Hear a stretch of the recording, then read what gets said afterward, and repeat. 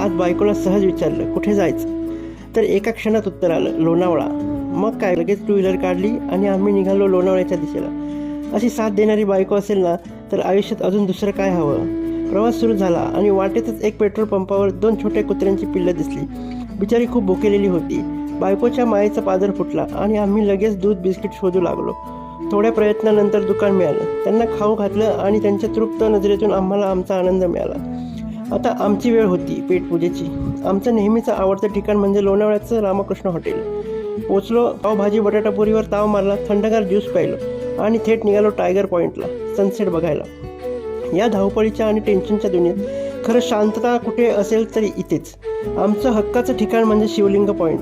तिथे आजी आजोबांच्या छोट्याशा हॉटेलमधून वाफाळलेले कॉफी, भजी आणि मॅगी घ्यायची आणि समोरचा तो अथांग नजारा पाहत बसायचं. खरंच एक नंबर सुकून भरी लाईफ. हा नजारा बघितला की माणूस सगळं दुःख विसरून जातो.